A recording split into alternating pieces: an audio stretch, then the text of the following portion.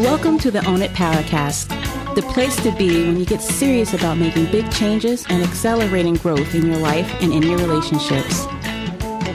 Finally create the life you've always wanted, living life on your own terms.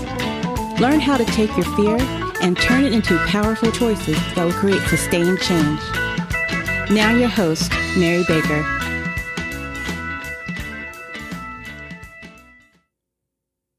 Hey everyone, welcome back to the Own It Powercast, the place to come to get what you need to move yourself forward.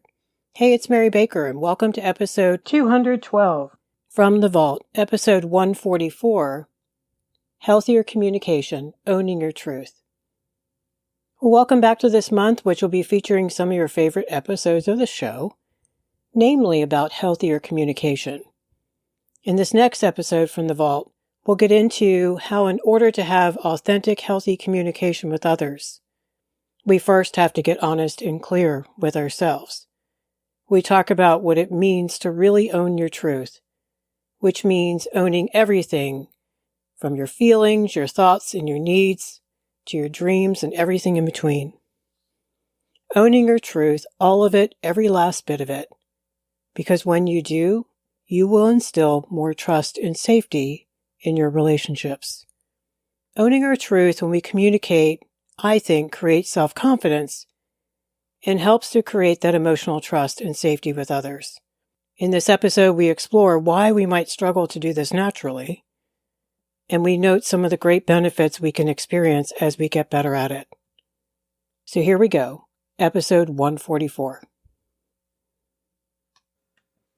Welcome back to our theme of healthy communication this month and why I think it is so crucial to have in our relationships if we want healthy ones.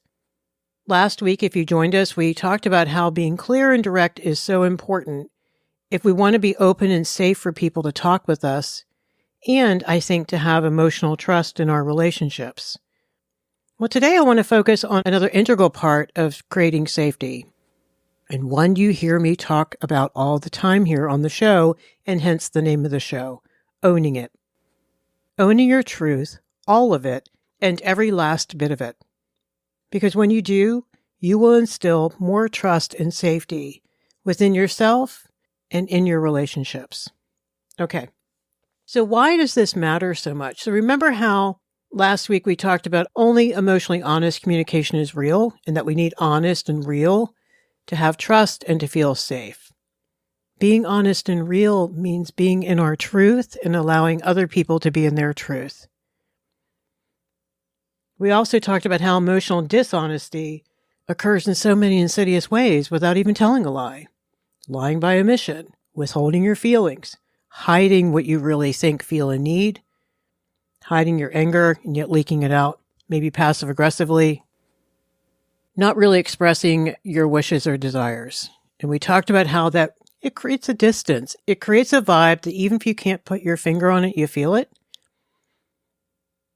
And they can feel it too, because it ain't the truth, like we talked about. And until we deal in the truth, we can't relax and feel safe. So that, like we talked about last week, creates anxiety and hurt, resentment, and fear possibly in our interactions. So that means this is not owning what is going on for us. They can't trust us, and more importantly, we don't trust us. And if you walk away from one nugget this month from what we're talking about, is I want you to focus on self-trust and emotional safety. Because without those, I don't think we can have good self-esteem and we can't have healthy relationships. All right, so why do we struggle to own it? And why do I think it was important enough to start a podcast about it? Well, you've heard me say many times how a 4-year-old knows exactly who they are. And they're in the moment and they don't give a shit about what you think. They crack up when something's funny. When they're hurting, they let you know. They'll say the truth about someone and it won't be PC because they're in the truth and they're in the moment. And they're so in touch with who they are. Well, you did too at some early point in life, maybe when you were 4. But then maybe surviving in your early environments required you to stuff what you really thought, what you really felt, good or bad. Now forget owning what you needed, right? Because you probably were talked out of those too. You don't need a cookie, dinner's almost ready. You already have enough clothes. What do you need to go shopping for? Why can't you be happy with what you have? I think this disowning, as it's called, is a huge deal because I believe it is a big contributor to anxiety, depression, low self-esteem, and definitely unhealthy relationships. I also think it can lead to more trauma in one's life because as you lack self-trust and self-love, it's going to lead you into settling for less than what is good for you. You're going to allow people to treat you in unhealthy ways. You're not going to listen to your gut. You're going to people please. You're going to let people tell you what reality is as opposed to what you know deep down is not okay. So those red flags that you saw in the beginning of a relationship, perhaps, you pushed away. And you got manipulated by them instead of listening to your own truth. So being taught early on in life to not own who we are, to conform, to go along to get along, aka people please, to fear conflict because maybe it was horrible growing up or you don't have a good template because people didn't do it in your house. They just didn't deal. Or maybe you were punished verbally and or physically for speaking up and speaking out. So maybe your subconscious has some very bad memories about that and it didn't forget. So if you struggle to stand in your truth and own your truth no matter what, and to allow others to own their truth, there are probably very good reasons why you can't, or you used to and you don't now, or you never learned to. So don't be too hard on yourself and know that this is very changeable. It's quite a journey, and it's really a wonderful journey, I think, because I get the honor of walking along the path with people every week. And it's really great to see them come into their own. So when I say own your truth, what am I talking about? I mean, it's a great phrase, but what does it really mean? Well, let's talk about some of the aspects of owning your truth. And there's a million more here to this list. It's endless. But here are the big ones, I think. First of all, your thoughts and your beliefs. What you think about things in the world, what you think about yourself, what do you think about situations, and what you believe. So your core beliefs about life, your beliefs about the world, your worldview, maybe your spirituality, what you think matters, like maybe love, honesty, truth, that kind of thing. What you believe about people, what you believe about yourself, what you believe about change, what you believe about what is right and wrong. This also ties into maybe some distorted beliefs that you are working on within yourself. Distorted meaning maybe they're not true. Maybe they're limiting. Maybe you heard things like, you can't do that, or you're not smart enough, or you're not this enough, or that enough. So we have to take ownership of those too, not just the things we're proud of, because we can't work on what we don't name. Your passions are another aspect. What are you passionate about and why? Where's your why? Why does that matter to you? Usually tied into your gifts, right? What you're good at, what comes easy for you, what you're naturally interested in. We have to own those too. And that can be hard for people who don't want to stand out or have been shamed around that at some point out of someone else's immaturity and jealousy of you. It breaks my heart to see people not using their gifts and not being happy because they're afraid. They're afraid they can't. They're afraid it's not true that they're that talented, so on and so forth. A really big thing you need to own is your behavior. At every moment, all the time, every day. Not easy. Great when you're having a great day and things are going your way and you're real nice to people and you're kind and you're interested. What about when everything's going to crap? What about when you're upset and you're a mess and you're afraid and you don't know how to be assertive yet? All your behavior. The times you manipulated, the times you didn't tell the truth, the times you didn't talk about what was bothering you, the times you didn't ask for what you needed, those times, all of our behavior. How open and loving we are, how approachable we are, how we handle situations, how we handle conflict, on and on and on. You get what I'm saying? All of it. Tied into that is your grief. The grief that you haven't worked through yet, perhaps, or just, honoring what stage of the grief process you're in. Maybe you're in the bargaining stage and you're walking around doing all the what ifs and the if onlys. Just owning where you are. Having compassion, but also taking responsibility for that. Owning your fear. Wow, that's a big one.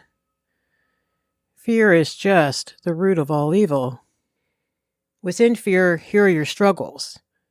Struggling to accept reality, accept what is, accept what you can't have, accept your own limitations. Your struggle to be patient, to be on time, maybe to be kind all the time. The struggle to be vulnerable, to trust yourself. Maybe you struggle to let others in. Maybe you struggle to keep the bad people out. You struggle to trust, to try to be open to new things, to be open to being wrong, and that's okay, you're still a good person. To risk loving again. God, this list can be endless, but I think it's so crucial to really get in touch with what's going on for you so you don't act it out and it doesn't blow up your life. The other thing I want you to own are your mistakes. The lessons you kept repeating because you hadn't learned them yet. And there's a lot of context to those. We talk about that all the time here on the show. There's always context. There are no vacuums. And maybe you screwed up. Maybe you went too fast. You didn't listen. You didn't heed advice. So own it. You're still a good person. You can work through the grief around that, through the guilt, through the shame. But you can own it so you can put it away and learn from it and live differently because of it, not in spite of it. Owning your dreams, what you've always wanted for yourself in whatever arena that may be. Your career dreams, your relational dreams, your dreams for your community, for the world. Dreams for those you love, maybe your kids, maybe your partner, your sister. Own your dreams. They're not there by accident and they're not there to be ignored. They bring so much zest to life and meaning, I think.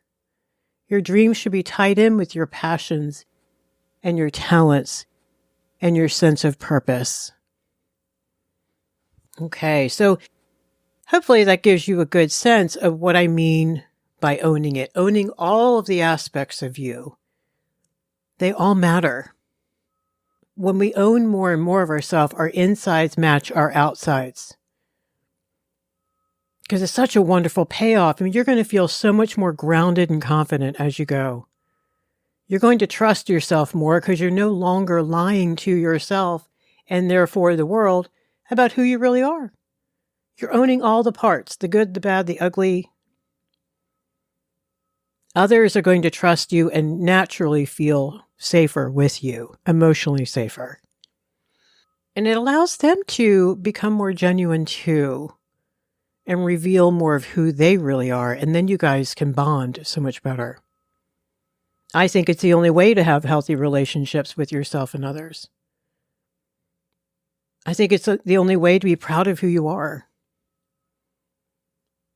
I think it's the only way to find and use your gifts by standing in your truth and the way to live your purpose. I think it's the only way to be in the moment and truly live, because if we're spending all this energy hiding who we are, we're hiding in the moment. We're not open. And we can't receive all the wonderful stuff. And we can't really be present for others. That's what's so sad. So there are many wonderful benefits for owning who you are, what you need, what you think, what you feel, how you behave, what your choices are, who you want to become, who you're still becoming, what you want to change. how you want to live. I want you to take this and make it whatever it means for you. What I want to drive home here is no more compartmentalization, no good person, bad person split, no disowning parts of yourself that you're ashamed of, you shame and or guilt around. Doing the work, as you know if you've been listening here, is pulling up some of that with a safe person or safe people in a group, understanding why those things happened, why you struggle with those things, compassion and grief work around it, and then working on changing those things. Whether it's healing the trauma, changing behaviors, having healthier communication skills, working on your boundaries. Boundaries are a big part, by the way, obviously, of owning your truth. You have to have a healthy enough detachment from what's about them and what's about you. And when you first start doing boundary work, you're doing that all day long in your head. It's annoying and it can feel exhausting at first. That's what a client said to me the other day. He's like, this is like a part-time job. I said, yeah, it is. At first, until you internalize that as a natural way of being, like, oh, no, that's not my stuff. What's about me? Let me honor what's about me. And finally, it means not putting our caca on someone else. We don't lash out at them because we haven't done the grief work. We don't try to manipulate them to agree with us. We admit we're feeling vulnerable and scared, and it'd be lovely if they agree with our plan so that we could trust ourselves. But we admit that. We don't get mad at them because they don't think it's a great idea for whatever reasons, or that they can't go along for the ride with us. Healthy separateness is a huge part of taking responsibility. Okay, that's about them, but what's about me is your new mantra. All day long. Those are their feelings. How do I feel about this? Now, I can agree with them. Maybe I can change my mind because they gave me some good information. But I have to own that. I can't say, well, they won't let me. Or they got mad when I brought it up. Maybe they did. But what did you decide in the end? So owning it is constantly bringing it back to you. The buck has to stop with you. Your choices are yours. There's no more victim stance here. We can't put it on everyone else. Owning it can be scary. It's exhilarating. It's life-changing, but it can be scary at first. First thing I do with clients is ask them, who are your 2 to 3 really cool people in your life? Who won't bullshit you, who love you and know you and want the best for you, and will support you owning more and more truth. Because you're not going to be able to do this alone, and you need a coach, and if you have trauma work, you're going to need a counselor. It's too much to try to do by yourself. And plus, you're going to need the accountability anyway. We're not always the best people to hold ourselves accountable at first. We need other people to do that. We need to tell on ourselves. Okay, speaking of telling on ourselves, we're going to do an exercise here. We're going to do some soul searching. Now, those of you who have listened for a while are familiar with what we're getting ready to do. But if you're new to the show, just follow along. All right. So if you're driving or walking, etc., and can't write anything down, don't worry about it. Just trust whatever comes up for you immediately. When I read the sentence starter, just allow a quick 2 to 4 endings that immediately pop into your mind. Just notice them. Accept them. Don't evaluate the answers. Just trust that they are your truth. They're there to raise your awareness. They might be positive or negative or neutral. It doesn't matter. Now, hopefully it's not all negative or all positive. I mean, realistically, there's going to be a mix of both. All right. So if you can write things down, that's great. Just get a pen and paper ready or your phone and write what immediately comes up. Don't think about it. You can look at it later. All of the information is valuable. We're just raising awareness. We're not beating ourselves up. Just gives us some things to think about. These sentence starters are a wonderful exercise that the self-esteem guru Nathaniel Branden came up with many years ago. His point was that it gets us more in touch with our real truth that may have been hiding there for a long time. And I agree with him. That's why I use them. All right, you ready? Number 1. When I look at how I take personal responsibility for everything about me, when I look at how I take personal responsibility for everything about me,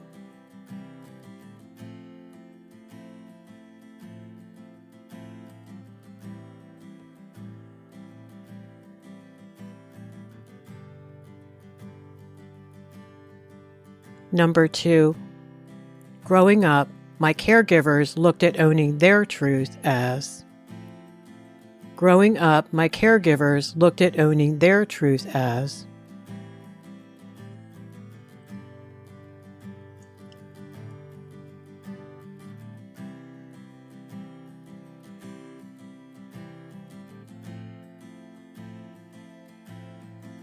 And number 3, when I have been brave and vulnerable and owned my truth with others, when I have been brave and vulnerable and owned my truth with others,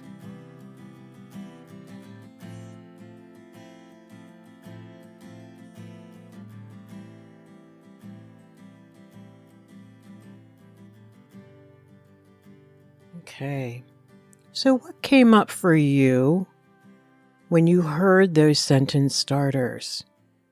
Hopefully a couple quick endings. Even if you just got one, that's fine. That was the one that was supposed to come. For those of you who get the newsletter, the download with these thought provokers, and a few more will be there for you to journal about later if you want to. It's really just to raise awareness. Things you might want to work on, things you might want to accept about yourself, things you might want to be proud of yourself for. Part of the disowning process we talked about in the beginning of the episode includes not being in touch with even things that we're doing right now that are great. That is why it's so good for us to have people we can talk to once a week where we can really tell them the truth and they can tell us the truth about us too in a loving way, to reflect back what they see, to encourage us, to nudge us along when we feel like giving up, and to applaud us when we are brave and work hard on changing things. So today we talked about what it really means to own your truth, which means everything about you, from your feelings, your thoughts, and your needs to your dreams, and everything in between. Owning our truth when we communicate creates self-confidence, and I think helps to create emotional trust and safety with others.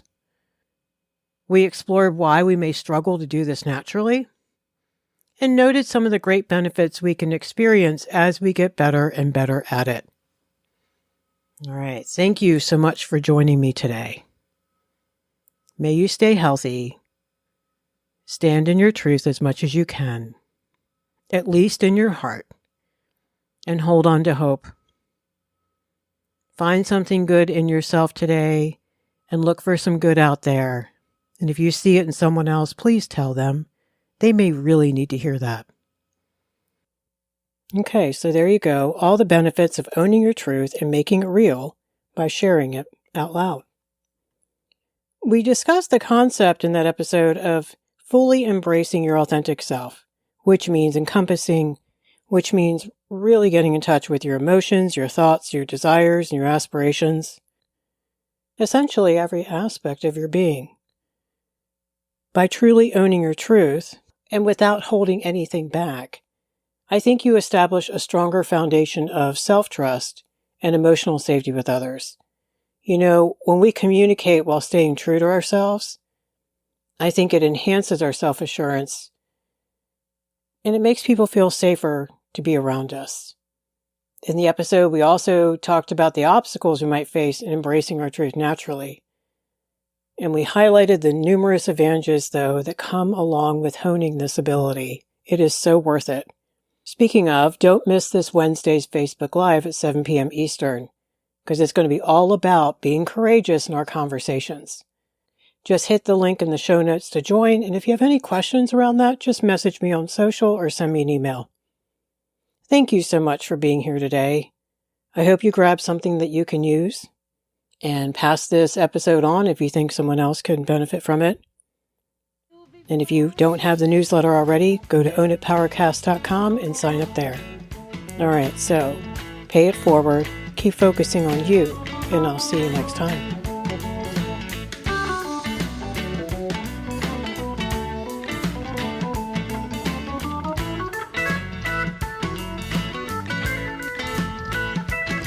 We hope you took away some useful insights and tools you could begin using right away. If you did, please leave a positive review and share on your social media. Because could you imagine if everyone in your life really got it together? Remember, own it now, so you can really own it later.